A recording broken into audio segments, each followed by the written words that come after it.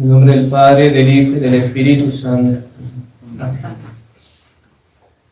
Queridos fieles, el día de hoy estamos festejando una de las fiestas más solemnes e importantes de la Santa Madre Iglesia Católica, la Natividad o nacimiento de Dios nuestro Señor Jesucristo, más comúnmente conocida como la Navidad. En esta fiesta celebramos el más grande acontecimiento de la humanidad, la encarnación de Dios y su nacimiento entre los hombres según la carne. Tan importante es este día que la Santa Madre Iglesia tiene 3 misas distintas para celebrar. La misa de anoche, que es la primera, la segunda que se llama de la aurora, que es la que celebramos a las 7 de la mañana, y esta que es la que se llama del día. 3 misas distintas, con 2 textos distintos, el introito, la oración, la epístola, el evangelio. Son 3 misas distintas para celebrar el nacimiento de Dios, nuestro Señor Jesucristo. Como decimos, el acontecimiento más grande que ha ocurrido, que por desgracia estamos muy acostumbrados, por eso no lo apreciamos. Nos parece algo muy normal escuchar que Dios nace, Dios se hace hombre, y nace en Belén, en un portal. Eso no tiene nada de normal. Es realmente un misterio, un gran misterio de Dios. Entonces, el magno acontecimiento. Nuestro deseo el día de hoy es decir unas breves palabras sobre la epístola de la misa de anoche, la primera de Navidad, y concluir con una reflexión sobre el amor de Dios mostrado a nosotros en su nacimiento. Dicha epístola de anoche consta de un fragmento de la carta de San Pablo a Tito, capítulo 2, y comienza así: Carísimo, se ha manifestado la gracia de Dios, Salvador nuestro, a todos los hombres. Apparuit gratia Dei Salvatoris nostri, omnibus hominibus. Frase sin duda sumamente hermosa y muy apropiada para la Navidad y para que la meditemos. Se ha manifestado la gracia de Dios, Salvador nuestro, a todos los hombres. Realmente, en esta fecha tan hermosa, en que Dios nace entre los hombres, se ha manifestado la gracia a todos ellos. Es decir, con la encarnación y nacimiento del Hijo de Dios, inicia la magna obra de la redención del género humano, fuente donde se derivan todas las gracias que descienden a los hijos de Adán. Gracias a este acontecimiento, al nacimiento de nuestro Señor, es que podremos después, una vez consumada la obra de la redención, recibir la gracia de la justificación, del perdón de nuestros pecados, de la salvación, de ser por adopción hijos de Dios, herederos del cielo. Todo eso gracias a que primero nació el niño Dios. Se ha manifestado la gracia de Dios a todos los hombres. Realmente ha sido así. Se ha manifestado en especial en ese hermoso niño, en el cual habita toda la plenitud de la divinidad. Niño en apariencia, igual a los demás, pequeño, débil, indefenso. Sin embargo, Dios está aquí. Toda la plenitud de la divinidad, el Verbo hecho carne. Y continúa San Pablo enseñándonos, Dios, Salvador nuestro, que renunciando a la impiedad y a los deseos mundanos, vivamos en este siglo sobria, justa y piadosamente. Efectivamente, nuestro Señor vino a este mundo y nació de María Virgen, no solo para redimirnos muriendo por nosotros en la cruz, sino también para enseñarnos el camino de la salvación, el camino que lleva a la vida eterna. De nada nos sirviera si nos hubiera redimido y no nos hubiera mostrado el camino para llegar a la gloria. pero esto lo hizo con sus palabras y ejemplo. Y dicho camino podríamos resumirlo escuetamente con las palabras de San Pablo, diciendo que consiste, supuesta primero la fe, en apartarnos del pecado, renunciar a la impiedad y vivir en estado de gracia, sobria, justa y piadosamente. Vivir en gracia, en la gracia que ese divino niño que ha nacido, ha venido a conquistar. Y esta frase de San Pablo es en realidad muy apropiada para meditar, y hasta para que hagamos un examen de conciencia. Hemos renunciado a la impiedad, al pecado, y muy concreto y especialmente al pecado mortal. Hay pecados que sigo, allí están, son un vicio y los sigo cometiendo. O he renunciado a las cosas mundanas, los deseos mundanos, dice San Pablo. O me dejo llevar de las cosas que el mundo me ofrece, como tristemente suele ocurrir. Por ejemplo, en el caso de las damas, me dejo llevar de las modas del mundo, así sean inmodestas y pecaminosas muchas veces. Todo por no parecer bicho raro, por estar el respeto humano al día, por el resto. Pierdo y desperdicio el valioso tiempo que Dios me da en cosas insustanciales, las redes sociales, películas, música moderna, o cualquier otra cosa mundana que uno se le ocurra o en la cual uno allí esté metido. ¿He renunciado a los deseos mundanos? ¿O me dejo llevar de todo eso? O podríamos decirlo de otra forma, ¿soy católico realmente o es labios afuera nomás? Y mi vida, igual que el más ateo de los ateos, tal vez. Entonces, hay que meditar, hay que reflexionar, hacer una introspección sobre uno mismo. Examinemos. Y pensemos, como decíamos, con la frase de San Pablo. Y de ahí miramos y podemos apreciar cómo la Sagrada Escritura, una simple frase y vaya si nos sirve para hacer oración, porque eso en definitiva es oración, examen de conciencia, mirarnos a nosotros mismos. Y también es de notar que San Pablo, antes de nombrar justa y piadosamente, dice primero vivir sobriamente. Y no es casualidad que sea así. Efectivamente, para que podamos vivir justa y piadosamente, es preciso antes llevar una vida sobria. Y esto se puede entender por lo menos de dos modos. Primeramente, respecto a la austeridad en general. La vida del católico ha de ser una vida austera, es decir, sin lujos ni comodidades excesivos, antes sabiéndose moderar en todas las cosas. Es muy importante tener en cuenta. Si Dios me bendice materialmente y me mueve bien, un muy buen trabajo, hay que igual saber practicar la austeridad y no dejarse llevar de la concupiscencia a los ojos de acaparar todas las cosas que uno pueda y todos los lujos y comodidades y gastar inútilmente en esto, aquello. No, hay que ser austero. Saber tener algo de austeridad. Es muy importante en la vida del católico, porque si no, volvemos a lo anterior, nos dejamos llevar de los deseos mundanos, porque eso es ser en el mundo. Y en segundo lugar, podemos entender esta vida sobria respecto a la práctica de la templanza, refrenando y combatiendo la gula.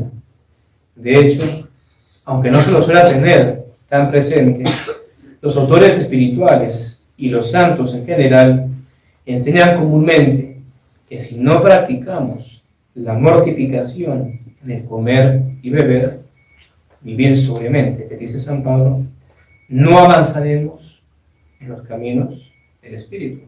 No vamos a progresar. Antes, lo contrario, estaremos estancados y retrocediendo, así se da poco. Esto es importante, porque la gula es un pecado en el que en general prácticamente todo el mundo cae. Es raro el que si algo le gusta no quiera repetir. O andar picando sin necesidad, en cualquier momento del día. Entonces, ojo. Hay que vivir sobriamente, tener esa templanza. Y eso nos ayudará a vivir justa y piadosamente. Es decir, en gracia de Dios y sin pecados graves, sin pecados mortales. Y San Pablo nos dice que ese vivir sobria, justa y piadosamente lo hemos de hacer aguardando la bienaventurada esperanza y el advenimiento de gloria del gran Dios y Salvador nuestro, Jesucristo. Palabras importantes que no se suelen tener muy en consideración.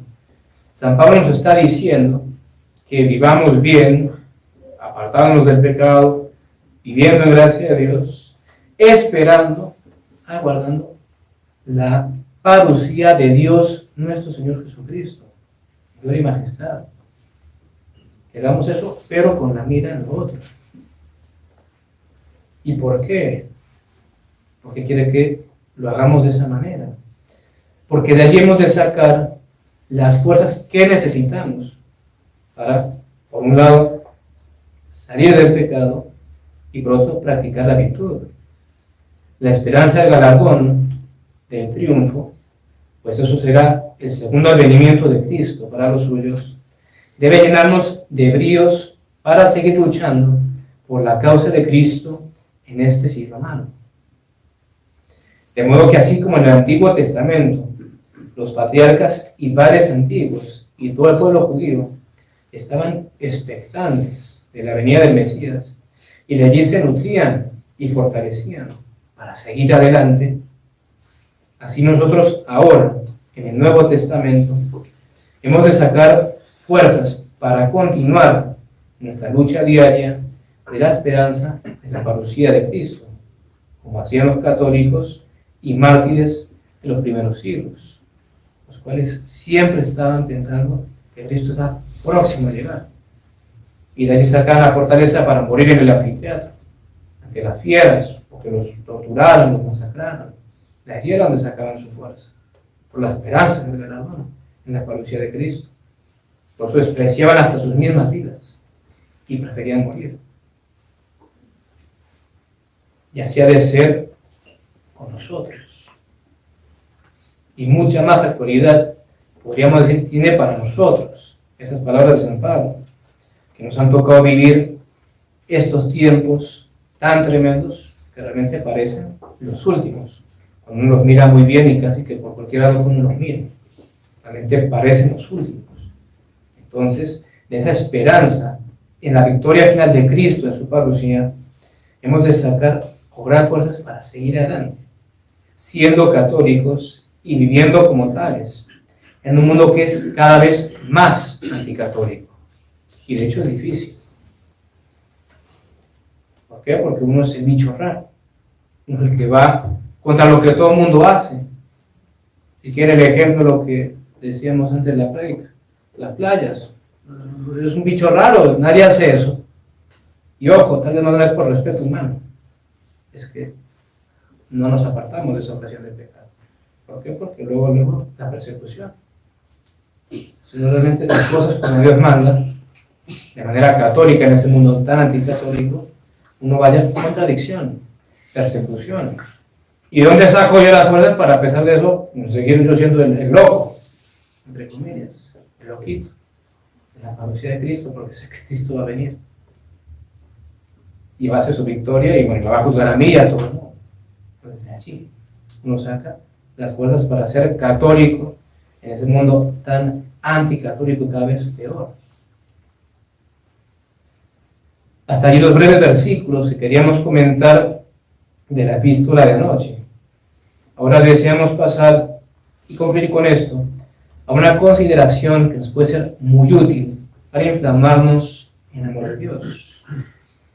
Efectivamente, en este magno acontecimiento, que decíamos realmente el más grande de la historia, el que estamos tan acostumbrados a verlo como algo normal y no lo es un gran misterio.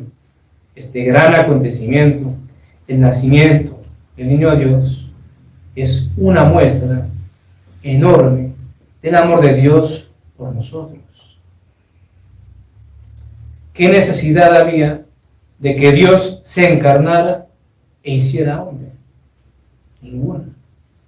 Ninguna necesidad. Dios es infinitamente perfecto, infinitamente feliz en sí mismo, no necesita de nadie, y mucho menos unas viles criaturas llamadas hombres, que lo único que hacen es pecar y ser malagradecidas con Él. No lo necesita, no necesita de nadie. Pero entonces, ¿por qué se hace hombre? Por amor, por su gran bondad y misericordia, por esa caridad infinita que Él posee.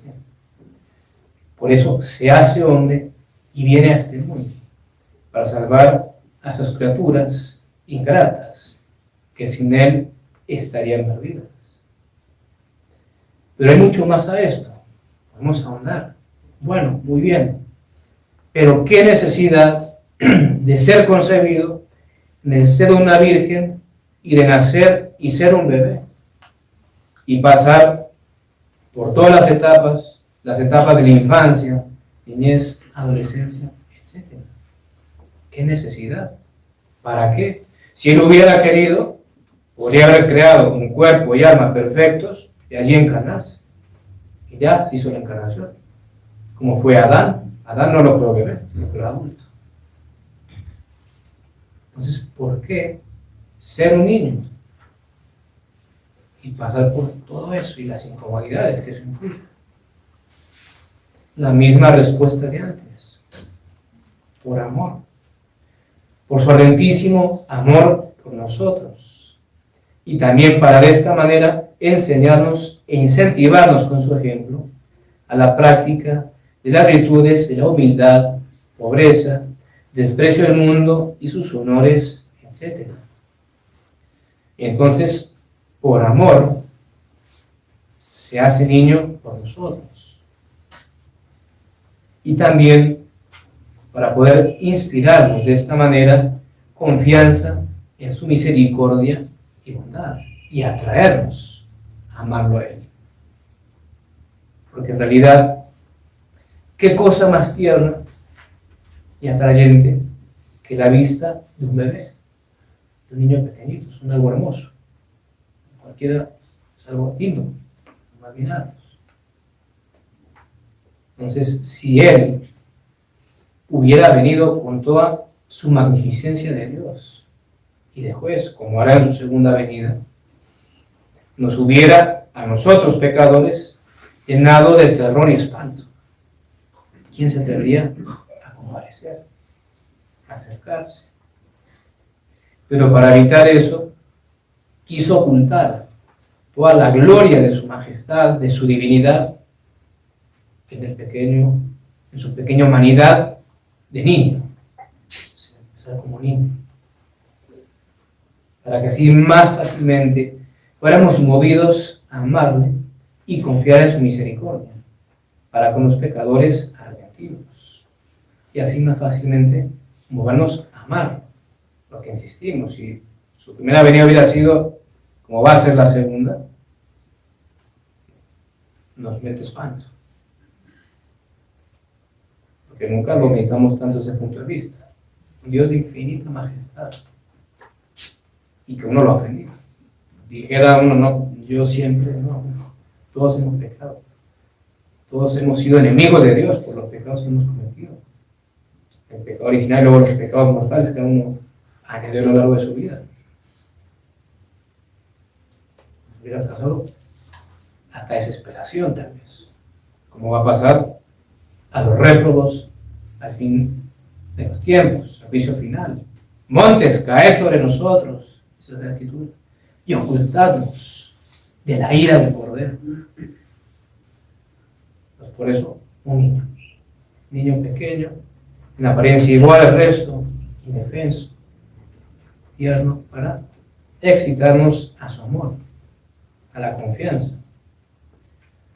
Por tanto, queridos fieles, en este hermoso día meditemos asiduamente esto y cada uno piense dentro de sí: Dios se ha hecho hombre, se ha hecho niño por mí.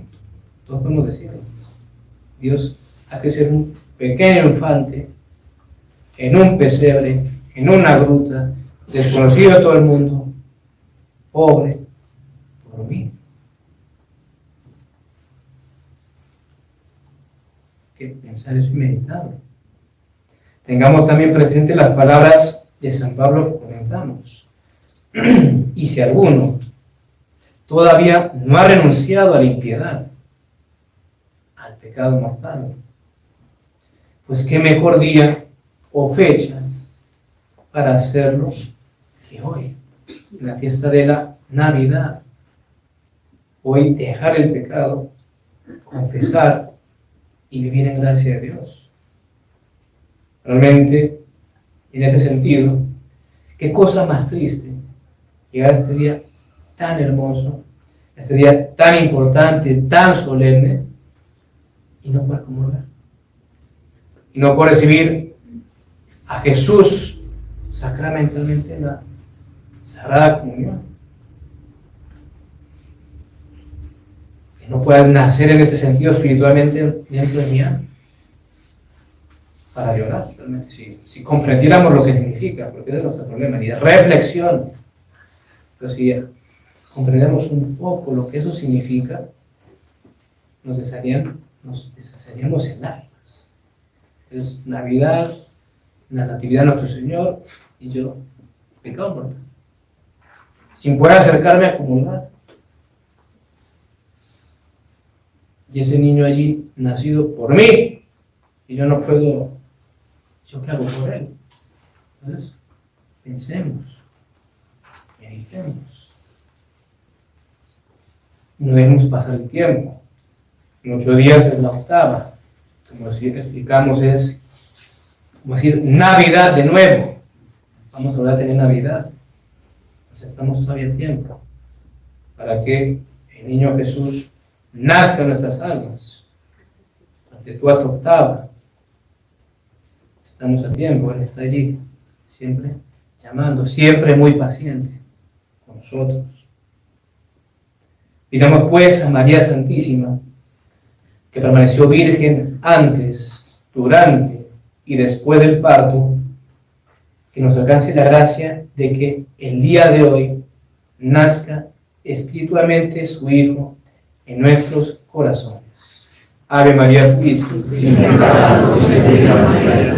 En nombre del Padre, del Hijo y del Espíritu Santo.